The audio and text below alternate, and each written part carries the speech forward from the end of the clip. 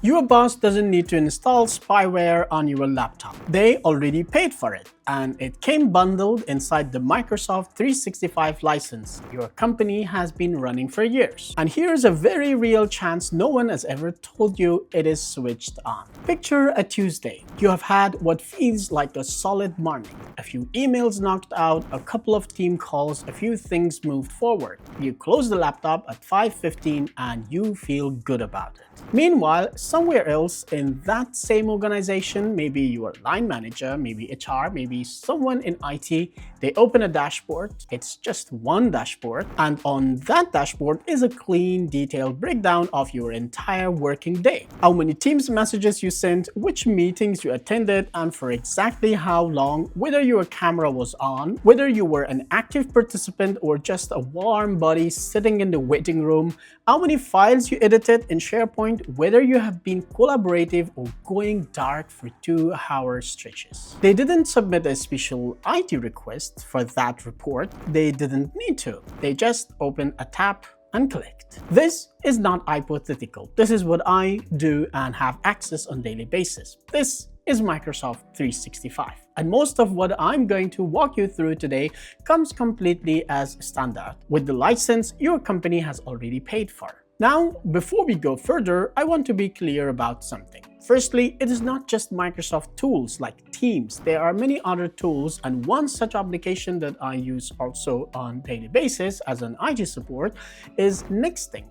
I do not use it to scrutinize on employees or colleagues, but I use it to diagnose PCs. And this tool gives me so much information about a device. For example, a PC, I can see a lot of activities on exact moments, what the user did, which applications worked, which failed, what time did he log in or out and from home or office, and so many other informations. I will create another video and talk in full details about Nextthink, but for now, let's concentrate on Teams. So this video isn't about demonizing Microsoft or any other app, and it isn't about telling you to panic. What it is about is informative, because in the era of hybrid work where the lines between home, office, and digital life are completely blurred, understanding what data is being collected about you and by whom is not paranoia. So let's get back to Microsoft. In Europe, it's actually a legal right.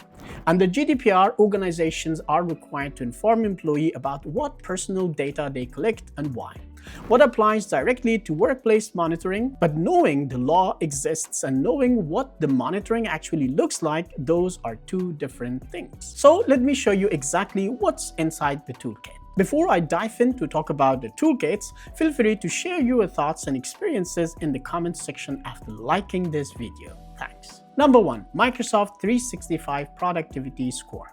The first feature is called the Microsoft 365 Productivity Score, and this is the one that caused the most controversy when it launched. It's a built-in admin dashboard that gives IT and senior leadership a detailed breakdown of how every employee is using Microsoft 365. Email activity, Outlook collaboration, SharePoint usage, Teams participation, whether you are on mobile or desktop. When it launched, it showed individual level data. Your name, your activity, your scores. Privacy advocates called it a surveillance tool dressed as a productivity feature, and Microsoft eventually responded by rolling individual data up into anonymized company-wide statistics. But here's the part most people miss. Enterprise admins can still pull individual level data through other reporting tools inside the same Microsoft ecosystem. The name came off the leaderboard.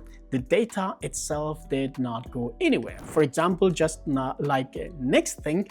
So what's the point if you remove the name of the employee but collect data from the laptop, and then you have the serial number and the host name of the laptop, which you can easily connect them together outside the Microsoft tools, which you can still know and have all the details. Yeah, what do you think? Please write it in the comments below. So the tools in Microsoft, Teams Activity Reports. This one lives inside the Teams Admin Center, and it's probably the most commonly used monitoring tool across any Microsoft environment. An IT admin or manager can pull a report showing for any user over any time period. how many chat messages were sent, how many calls were made, how many meetings were joined, whether audio or video was on, how long the meetings lasted, and how long the person was actually present. For a manager building a performance case, this is useful ammunition. Someone in 3 meetings this week, camera off, 0 messages sent, left early every time.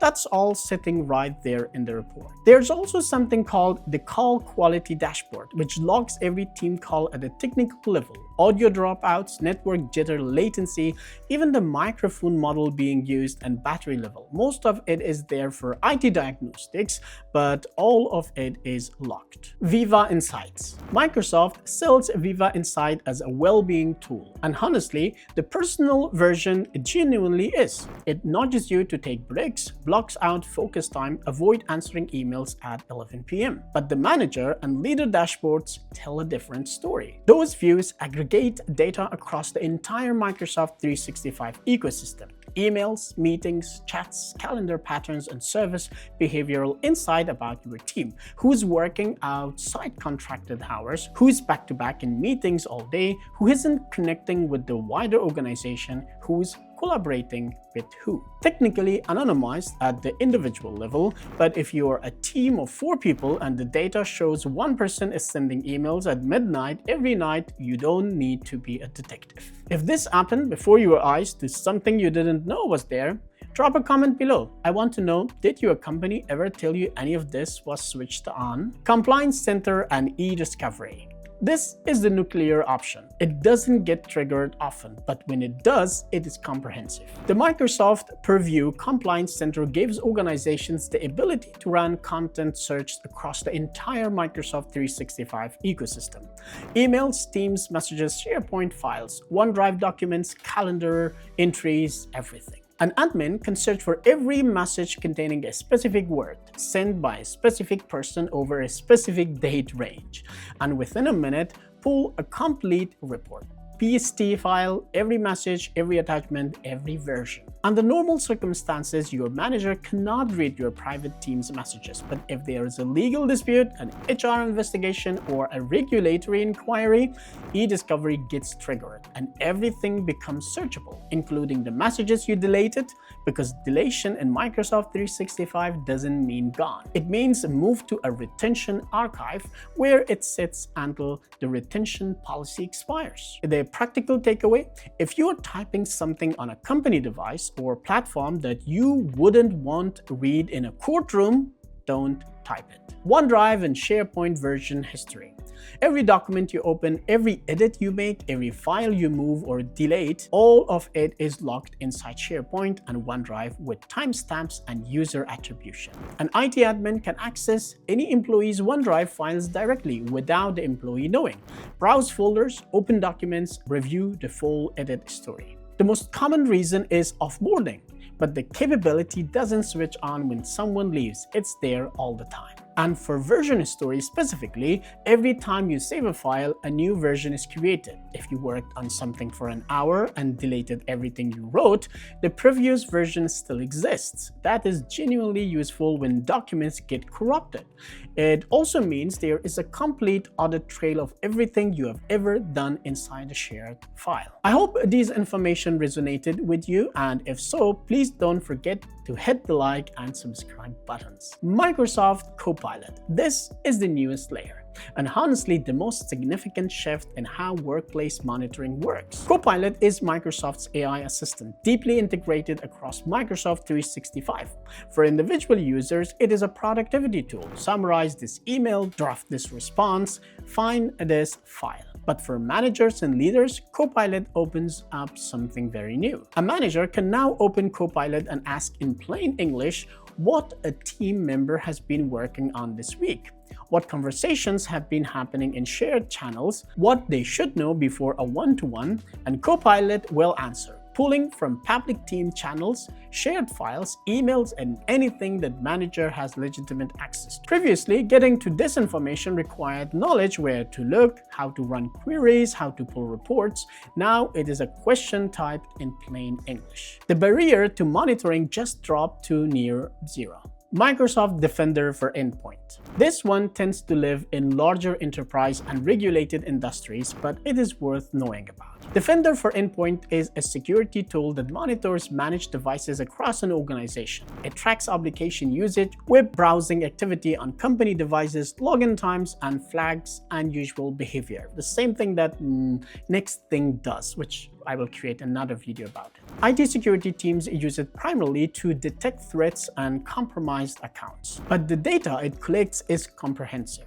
If you are on a company-managed laptop and you believe the websites you are visiting during the day are private, they are not. The logs exist. Your IT team can see them. Now, here's why this matters beyond just your Tuesday afternoon. We are living through a moment where the tools of workspace surveillance have become invisible infrastructure.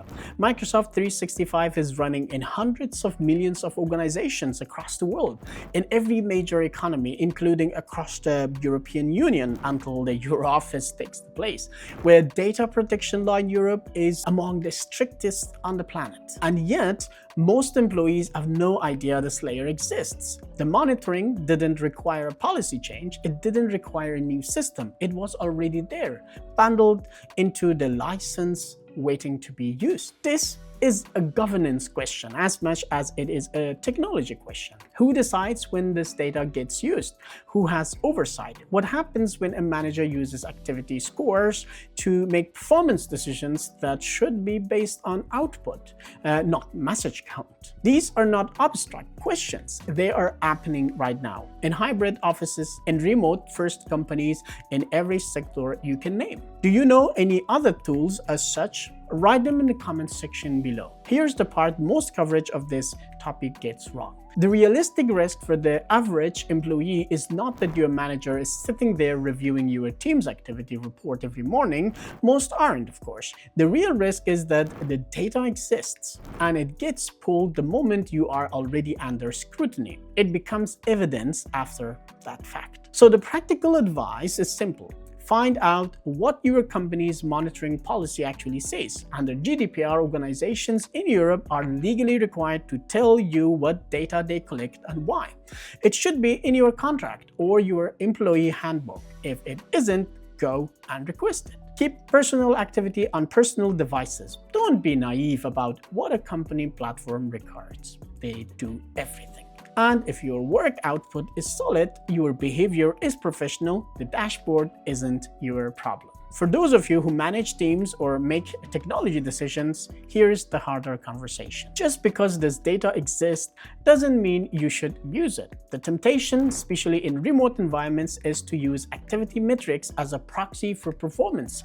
Message count, meeting attendance, time online, it is all measurable. So it feels like it means something. It doesn't, not directly. Someone sending 200 Teams messages a day and delivering nothing useful is still delivering nothing useful. Someone sending 10 messages a day and hitting every deadline isn't a problem because their activity score looks quiet. Use this data to diagnose, like the way how I use Nextthing, not to score. To spot someone struggling, to troubleshoot technical issues, to build a documented case when one is genuinely warranted, not as a leaderboard. And if your organization is relying on Microsoft 365 data to understand whether people are performing, you don't have a dashboard problem, you have a management problem. The technology itself is neutral. These tools exist. They have real and legitimate use. Security, compliance, IT support, understanding how an organization actually functions. None of that is inherently wrong. But invisible surveillance is a different thing to transparent oversight. And the gap between those two things is where trust in organizations either gets built or quietly gets destroyed. Now, you know what's in the toolkit. If this opened your eyes to something you didn't know was there, drop a comment below. I want to know. Did your company ever tell you any of these tools were switched on? And if you're thinking about the broader picture, how the EU is navigating these questions of digital surveillance, data sovereignty, and corporate power, subscribe, because this is exactly the territory this channel is built to cover. The next video is already waiting for you. See you in the next one. Bye.